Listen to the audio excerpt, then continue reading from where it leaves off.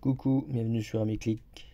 Le projet Storj se positionne comme une solution de stockage de fichiers décentralisés et open source utilisant la technologie blockchain. Cette plateforme offre une alternative aux méthodes traditionnelles de stockage cloud telles que Dropbox ou Google Drive, en proposant une approche axée sur la confidentialité et la décentralisation. Voici quelques aspects fondamentaux. Technologie blockchain et peer-to-peer. Storj utilise la blockchain et les réseaux peer-to-peer pour stocker les fichiers de manière décentralisée et sécurisée, contrairement aux solutions de stockage cloud traditionnelles qui peuvent avoir des problèmes d'accès en raison de la bande passante ou des pannes de data center. Storj assure une redondance efficace et garantit l'accès exclusif aux fichiers par leurs propriétaires. Une fragmentation de fichiers. Storj implémente une méthode de stockage par fragmentation similaire à celle des torrents.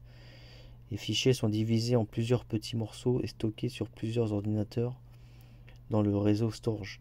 Cette approche permet un téléchargement parallèle des fichiers, rendant le processus plus rapide et plus privé car personne d'autre que l'utilisateur ne sait où se trouvent les morceaux. Redondance et stockage d'effacement. Pour éviter la perte des fragments de fichiers, Storj utilise des fragments de parité pour créer une redondance. Elle implémente également des règles de codage d'effacement pour équilibrer la redondance et éviter de surcharger le réseau. Chiffrement de bout en bout. Storj fournit un haut niveau de confidentialité grâce à un chiffrement de bout en bout. Les fichiers sont cryptés avant d'être fragmentés et seul le propriétaire de la clé de chiffrement peut accéder au fichier complet. Cette mesure empêche les hôtes de données de lire l'intégralité des fichiers stockés. Vérification des fichiers et audits.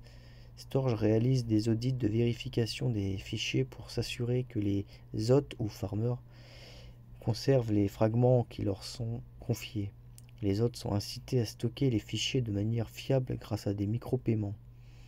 Le token Storj sert de moyen de paiement au sein du réseau.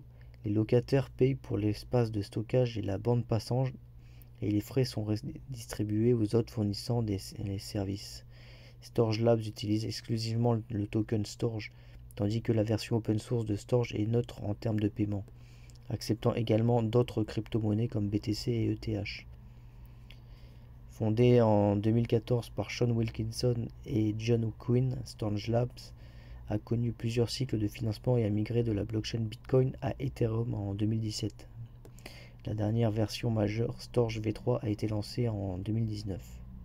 Contrairement au minage traditionnel, Storj permet à ses utilisateurs de gagner des récompenses en mettant à disposition de l'espace de stockage sur ses appareils connectés en permanence à Internet. Ces éléments soulignent le potentiel de Storj en tant que solution innovante pour le stockage de données axée sur la sécurité, la confidentialité et l'utilisation efficace des ressources au réseau. Pour conclure sur le token, il est valorisé en début décembre 2023 alors que nous sommes dans une période un peu haussière, même peut-être en début de phase haussière importante. Donc un peu plus de 250 millions de dollars et quasiment tous les tokens sont émis. Par contre c'est un token inflationniste, il me semble, puisque il n'y a pas d'offre max indiquée sur CoinMarketCap. Après il faut vérifier sur d'autres plateformes. Ce qui est intéressant au niveau du volume, c'est qu'ils sont très importants, donc ça veut dire que le token est utilisé et non pas uniquement tradé.